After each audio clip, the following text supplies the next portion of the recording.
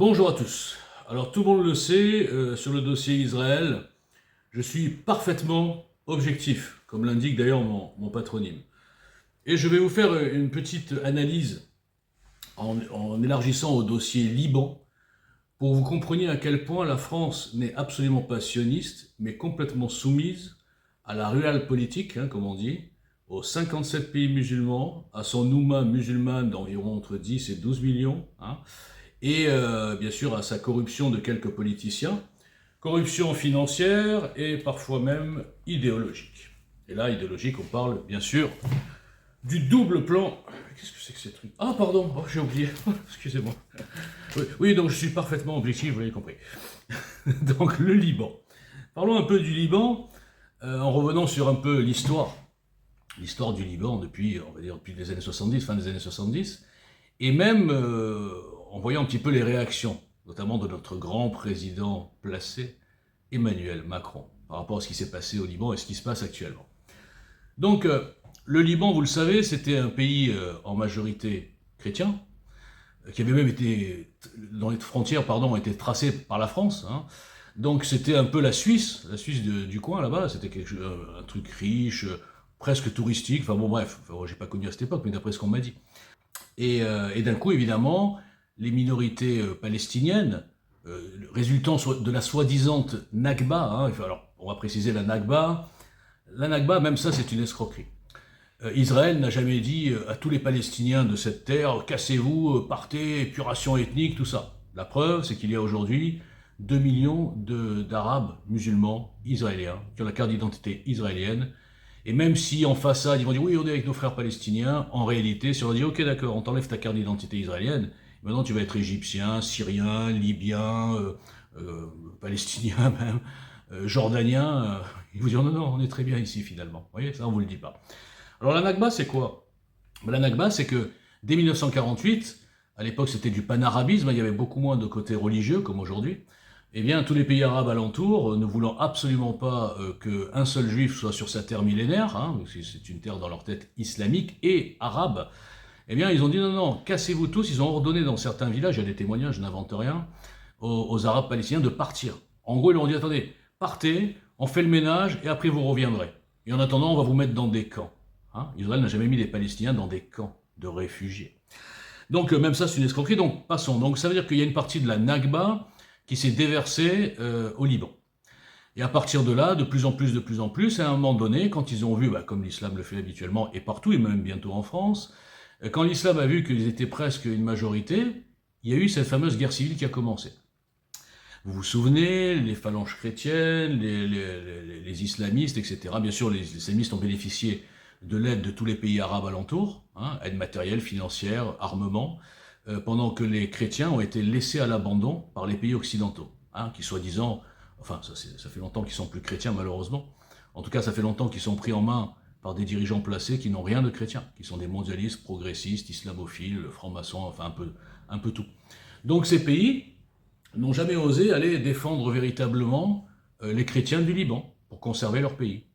Et ensuite, ce sont donc les Syriens, je schématise un peu, les Syriens qui ont pris le contrôle du Liban, et moi j'ai connu beaucoup de Libanais chrétiens qui étaient en France, beaucoup étaient dans la restauration, et donc j'ai parlé avec des Libanais chrétiens qui travaillaient dans les restaurants que je dirigeais, et alors bien sûr ils ne me disaient pas on adore Israël, attention, je ne suis pas en train de dire ça.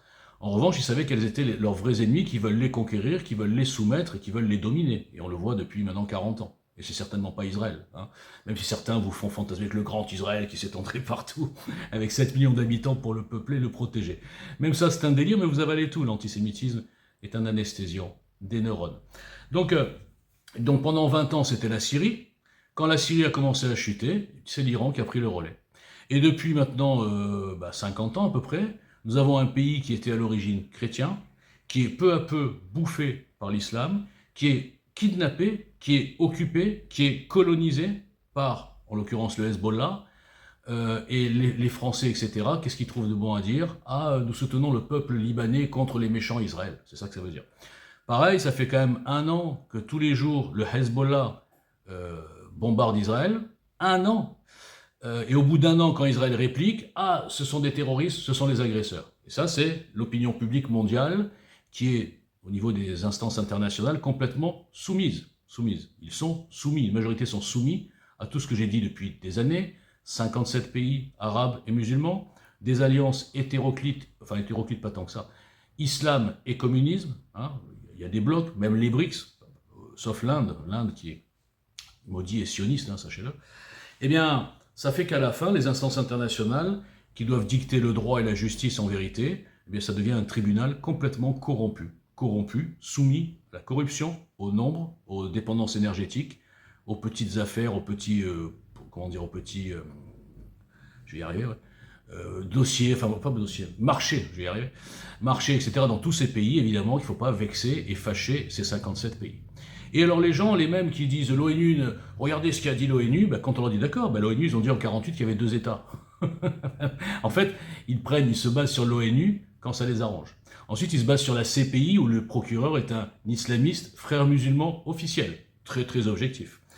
Et donc moi, ce qui me dégoûte le plus, je vais vous dire, c'est cette hypocrisie de la France, et notamment Macron.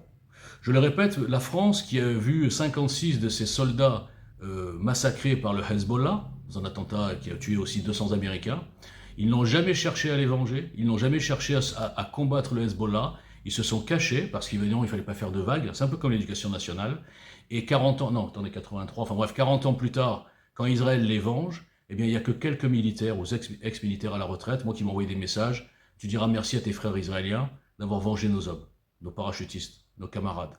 Et pendant ce temps, le président de la France, il fait semblant de ne pas avoir compris, par exemple, que les beepers, c'était parfaitement ciblé sur des terroristes. Parce qu'un type libanais normal qui n'est pas un terroriste du Hezbollah, il n'a aucune raison d'être en lien avec un beeper, avec le haut commandement du Hezbollah. Voilà donc ce que c'est que notre président. Notre président qui, quand il est allé au Liban, a finalement parlé avec le Hezbollah et a méprisé les chrétiens. Voilà ce que c'est notre président. Notre président aujourd'hui, comme beaucoup, est soumis, je le répète. Et donc ce n'est absolument pas la France sioniste, c'est la France qui s'islamise. Et quand on vous met beaucoup de juifs à la télé, etc., on vous fait croire que la France est sioniste, et ça, c'est l'une des perversités que je dénonce, notamment avec l'action perverse, toujours, du Grand Orient de France. Donc voilà, tout ça pour vous dire que tous les chrétiens, hein, qui se disent chrétiens, et qui par haine du juif, sur des motivations rocambolesques, eh bien, soutiennent les Palestiniens, les terroristes, les islamistes, la même idéologie qui nous a tués ici, et qui tue aujourd'hui quasiment tous les jours, vous êtes des tarés. Concernant les athées, qui sont souvent des islamo-gauchistes, des gauchistes, extrêmes gauchistes, eux, ils sont complètement dimmis déjà, ils sont complètement infiltrés, syndicats, associations sportives, showbiz, partout, partout. Les frères musulmans ont tissé leur toile, d'accord? Et vous avez malheureusement cette idéologie délirante, c'est ce que j'appelle moi l'islamisation des esprits, qui a infiltré aussi Conseil d'État, Conseil constitutionnel, enfin bref, toutes les strates, S-magistrature, la CGT, le Grand Orient, etc. Voilà où nous en sommes dans ce pays qu'on vous fait passer pour la France sioniste. Merci.